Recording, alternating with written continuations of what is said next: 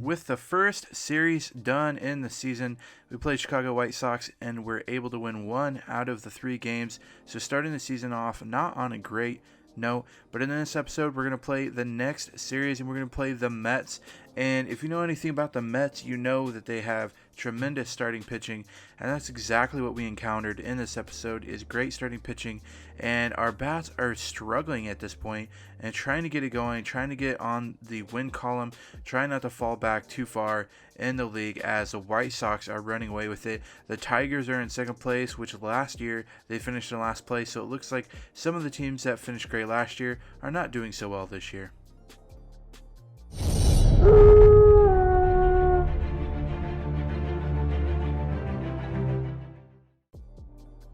So we're starting the episode off with simming a game against Detroit. Duffy on the mound. We are going to get the win there. 10 runs on 11 hits.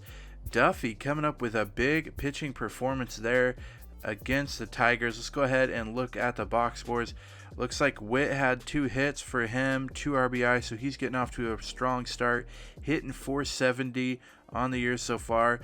Hits just kind of sprinkled throughout the lineup. Perez had 2 hits as well. He's off to a hot start. And then Gordon in left field got a couple hits as well. Duffy pitched a great day. Hopefully we can expect that for him through the rest of the year. Going over our kind of scouting people, we're going to change kind of what we're looking for this year than we were last year. Last year we were looking for a lot of pitchers, that type of thing. But I think we're actually really, really good in our pitching. So this year we're going to look more towards outfielders. As you can see here, some of the outfielders we've already scouted all of. So we're going to do a bunch of outfield, infield work. Might even look at a catcher or two since Salvi's getting kind of up there. We're looking mostly for the outfielders, for the infielders that are kind of quick, have some good contact, but still can deliver some power. It's going to be hard to find those because usually if they have great contact and great power, they don't have much for speed. Vice versa, if they have great speed and decent contact, they usually don't have much power. So we're kind of just shuffling through some players, trying to see what we can find.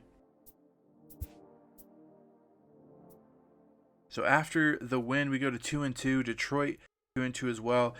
Jorge Lopez is up, and with Jorge Lopez we are going to sim this game as well. We do get the win, so 15 hits for offense, so it seems like we're turning the corner on our offense. We got some big hit totals there. A couple of hits from Mondesi, a couple of hits for O'Hearn. He's finally hopefully taken off. Another 2-hit day for Alex Gordon, so not bad coming from our offense. 7 runs on 15 hits. We gave up 5 runs on 8 hits. Looks like we went into extras there. Took us 10 innings to get the win, but we're happy with it. Looks like we tied it in the 9th, so huge 9th inning surge, and then we're able to finish it off in the 10th with 2 more innings. Going on to the next game, as I told you, some huge games coming up. We're going to take a look at some of our AAA, AA, see how they're doing. We're honestly curious because I have a feeling that we are going to be moving some young pitchers up. So I want to really pay attention to our AAA, see how our players are doing. If our guys aren't hitting well, I feel like we have enough good guys in the AAA that they could possibly come up and kind of spark something. So I'm wanting to really pay close attention to the people down in AAA because I think this year we're going to have a lot of guys sent up from AAA to the majors. So as I said earlier, let's get the series started against the New York Mets. MLB The Show has baseball on tap from lovely Citi Field in Flushing, Queens. Tonight, the opener of a 3-game series between the Kansas City Royals and the New York Mets. It's going to be a premier pitching matchup. 2 of the league's hardest throwers go head-to-head next. Jacob DeGrom, a right-hander from Florida, gets the ball as the starter here. Dan, any thoughts? Hey, one of the main issues is he wants to limit the amount of walks. Walked 4 in his last start, and that's a little bit too many for a starting pitcher. He's going to need much better control if he expects to pitch better in this one. So DeGrom getting started off on the mound, going to get a strikeout with the first guy with Whit Merrifield. Mondesi trying to get a hit here, not going to get anything to the third baseman. And O'Hearn with the strikeout. So DeGrom starting the game off with 2 strikeouts in the first inning. Going to the second inning, Another strikeout of Cordero. Another strikeout for Senzel. So just like that, 4 strikeouts in 2 innings. A hit to shortstop, not going to be a hit. So a no-hitter through 2. DeGrom just absolutely killing our offensive bats. Another strikeout there. Finally a guy on first, and a double play is going to end that inning.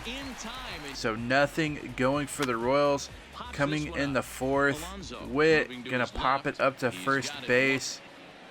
Mondi up. He's going to drill it. Finally on the board in the hit column. So finally someone on base, but Ahern striking out again.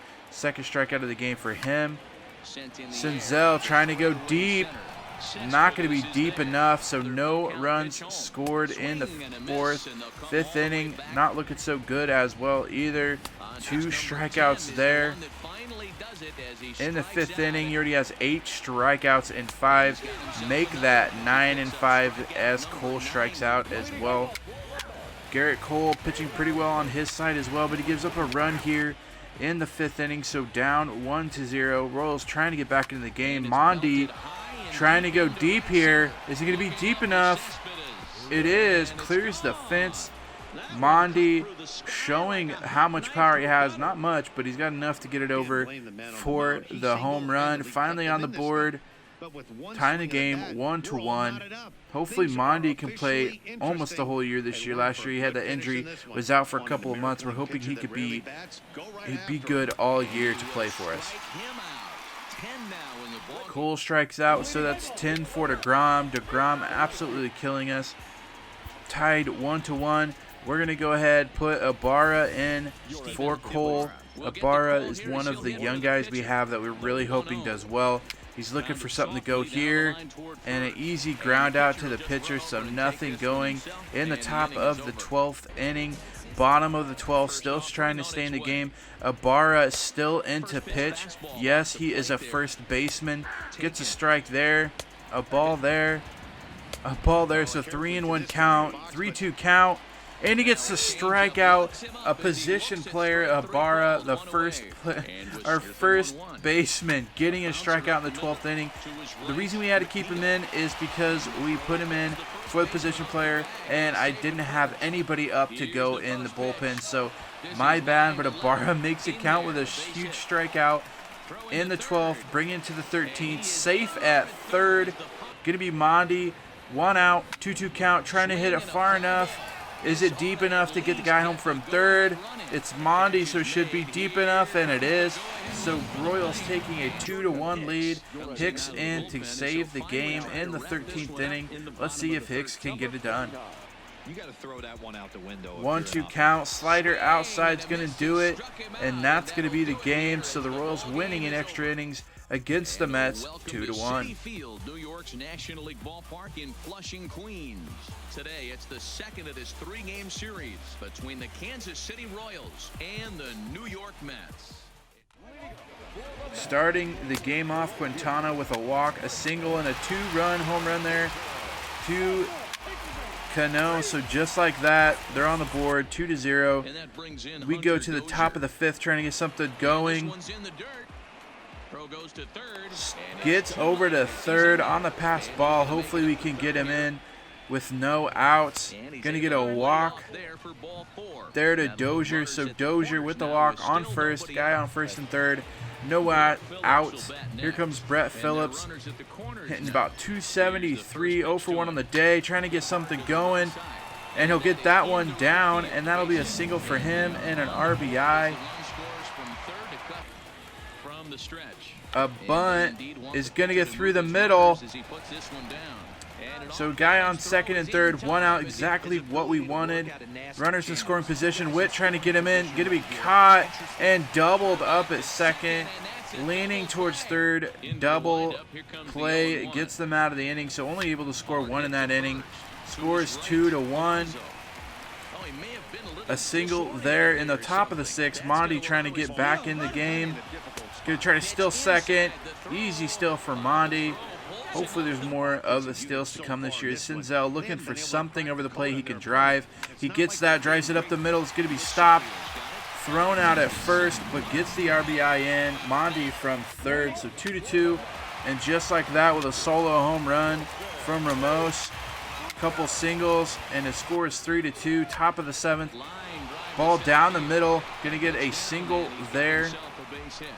With that, the Royals have ready with the first pitch. Here it comes.